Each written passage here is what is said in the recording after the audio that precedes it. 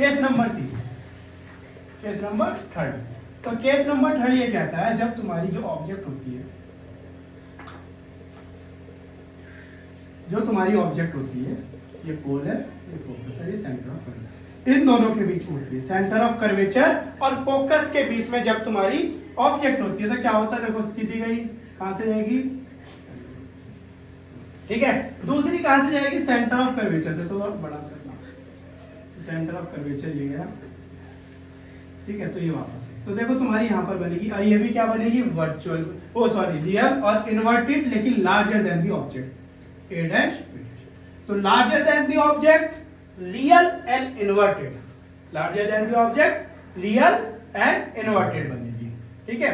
और behind the center of curvature, center of curvature के पीछे बनेगी, ठीक है। तो ये इसका केस हो गया।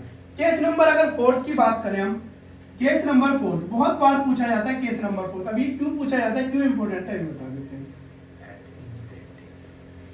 सर। ये वाला केस 1 में बहुत बार पूछा जाता है। हाँ, अभी मैं बताता हूँ तुम न्यूमेरिकल्स को कैसे पहचानोगे कि कौन सा फिगर बनाना है तुम्हें, ठीक है।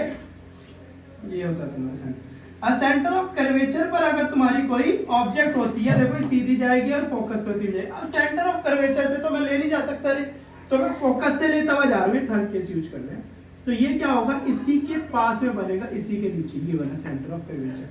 तो जो तुम्हारा इमेज का साइज है वही तुम्हारा ऑब्जेक्ट का साइज होगा, और इक्वल डिस्टेंस पर होगा और इक्वल पोजीशन पर होगा। तो यहां पर क्या होता है, तुम्हारा मैग्निफिकेशन 1 आता है। कभी कभी पूछ लेता है m = 1, ये क्या रिप्रेजेंट कर रहा है, ये रिप्रेजेंट कर रहा है कि जो मेरी इमेज की पोजीशन है और जो मेरी ऑब्जेक्ट की पोजीशन है वो सेम पॉइंट पर है, ठीक है, दोनों की हाइट सेम है, ठीक है। इसे हम कहते हैं क्या, मैग्निफिकेशन 1 आएगा तुम्हारा। तो यहां पर तुम्हारी ऑब्जेक्ट और इमेज की हाइट सेम आएगी। तो जहां भी तुम्हें देखना होता है कि मिरर से कि तुम्हारा जो ऑब्जेक्ट है, जो तुम्हारा इमेज है वो सेम ही दिखेगा मुझे, तो ये वाली पोजीशन होती है। तुम सेंटर ऑफ कर्वेचर पर रख दो कोई चीज, तुम उसके सेंटर पर कोई चीज रख दो तो वहां पर वो सेम दिखेगा। क्लियर बात, यहाँ पर 4 पॉइंट क्लियर हो गए सारे।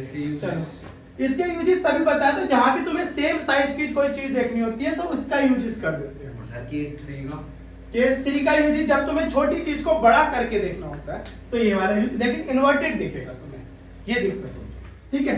केस नंबर 4 की बात करते हैं हम, और 5 की बात करते हैं। 4 तो हो गए, समझ में आया कैसे करने हैं सारी यूज, ये और मिटाइए।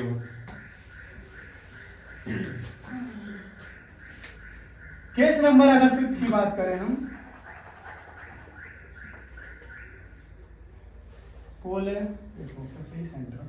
अगर सेंटर ऑफ कर्वेचर के पीछे कोई ऑब्जेक्ट रखी होती है, सेंटर ऑफ कर्वेचर से पीछे, यानी कि किसी ऑब्जेक्ट को तुम पीछे की तरफ ले गए हो काफी, सेंटर ऑफ कर्वेचर। अभी तुम्हें लेंस और मिरर लाके दिखाऊंगा, मैं लाना भूल गया वो बॉक्स को, अभी लेकर आएंगे, ठीक है। सेंटर, हाँ अभी मिल जाएगा, यहीं से तो लाना सेंटर ऑफ, ये फोकस एक सेंटर ऑफ कर्वेचर। तो यहां से क्या होगा, डिमिनिश्ड, छोटी बनेगी काफी इमेज, ठीक है, छोटी बनेगी, रियल एंड इन्वर्टेड, और डिमिनिश्ड यानी कि स्मॉलर देन दी ऑब्जेक्ट, ठीक है, स्मॉलर देन दी ऑब्जेक्ट और डिमिनिश्ड बनेगी, छोटी बनेगी। तो यहां पर तुम्हारी m की वैल्यू जो मैग्निफिकेशन पड़ा है वो लेस देन आएगी 1 से।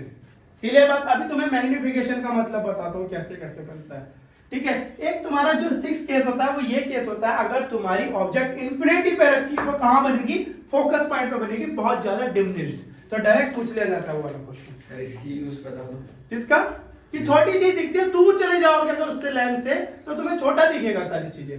तुम यहां से अगर बहुत सारी दूर चीजों को देखोगे तो छोटी, जैसे तुम जब ट्रैफिक को देखते हो, ठीक है, इसमें तो नहीं देखोगे ट्रैफिक को, लेकिन जब भी तुम कॉनकेव मिरर में किसी चीज को देखोगे तो तुम्हें वो छोटा और उल्टा दिखाई देगा, ठीक है। कभी बुलेट देखिए, बुलेट या चम्मच देखना, तो चम्मच में देखोगे तो तुम्हारा जो साइज होगा वो छोटा दिखाई देता है दूर करके, बुलेट में भी दिखता है ना, बुलेट में भी दिख जाता है, ठीक है, उसमें भी दिख जाता है, लेकिन उसमें सीधा दिखेगा तो क्या, उसमें इन्वर्टेड नहीं होता पर छोटा होता, लेकिन वो कॉन्वेक्स है ना, इसलिए ये कॉनकेव है, वो अंदर की साइड है, ठीक है। तो जब भी तुम देखोगे अपना, उसमें देख लो, कटोरी में देख लो, कटोरी होती है ना, कटोरी ऐसी होती है बाउल, तो अंदर साइड से देख लो, ठीक है, या चम्मच देख लो अंदर साइड से, तो तुम्हें वो इन्वर्टेड ही दिखाई देगा। लेकिन जैसे तुम उस चम्मच को पास लाओगे तो तुम्हें क्या दिखाई देगा, सीधा दिखाई देगा, बड़ा दिखाई देगा, ठीक है। तुम देख सकते हो घर में प्रैक्टिकल करके।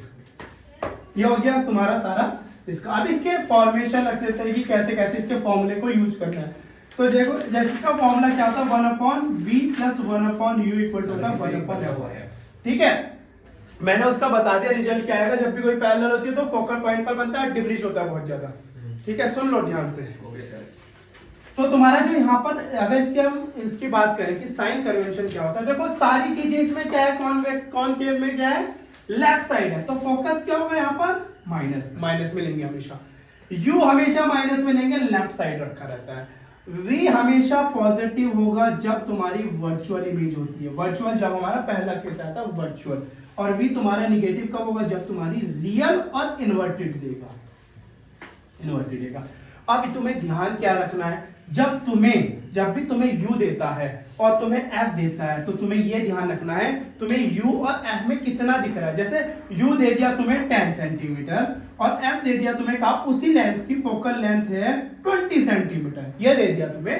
तो तुमसे पूछेगा बताओ तुम्हारा इमेज कहां पर फॉर्मेशन होगा, या पोजीशन ऑफ इमेज बताओ और उसकी क्या बताओ, नेचर बताओ। तो तुम्हें यहां पर ही दिख जाना चाहिए, अरे यार u तो 10 पर है और f 20 पर है, मतलब f से थोड़ा सा दूर बनना है, यानी कि पोलर फोकस के बीच में है, पोलर फोकस के बीच में है, तो जरूर ये क्या बनेगा, वर्चुअल बनेगा। क्योंकि हमने पढ़ा है जब भी पोलर फोकस के बीच में होती है कोई ऑब्जेक्ट तो हमेशा क्या बनेगा, वर्चुअल बनेगा। अगर यही ऑब्जेक्ट की डिस्टेंस 30 दे देता, हमें पता है सेंटर ऑफ कर्वेचर इसका ट्वाइस होता है 40, यानी कि ये क्या है, फोकस और सेंटर ऑफ कर्वेचर के बीच में बना है। जब फोकस और सेंटर ऑफ कर्वेचर के बीच में कोई ऑब्जेक्ट होती है तो वो रियल इन्वर्टेड होती है और क्या होती है, लार्जर देन द ऑब्जेक्ट होती है। तो ऐसे तुम्हें चेक करना है।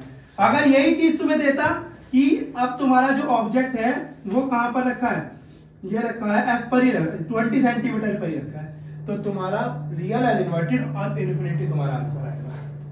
सर f और u दोनों में नेगेटिव होंगे, f और u दोनों नेगेटिव है क्योंकि सारे लेफ्ट साइड है। ये देखो ना कोऑर्डिनेट ज्योमेट्री पढ़ी होगी, लेफ्ट साइड, सब लेफ्ट साइड। ठीक है, ये हो गया। एक होता है इसका मैग्निफिकेशन।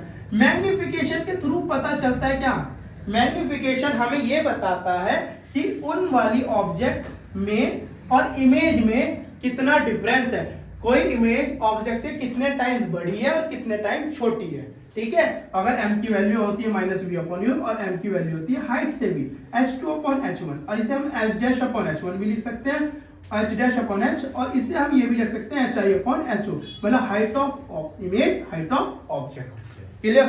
तो अगर देखो m की वैल्यू 1 है, दे रखी है ऑलरेडी, तो तुम्हारा जो ऑब्जेक्ट कहां रखा है, c पर रखा है। m की वैल्यू अगर लेस देन 1 है तो हमेशा तुम्हारा डिमिनिश्ड आने वाला है।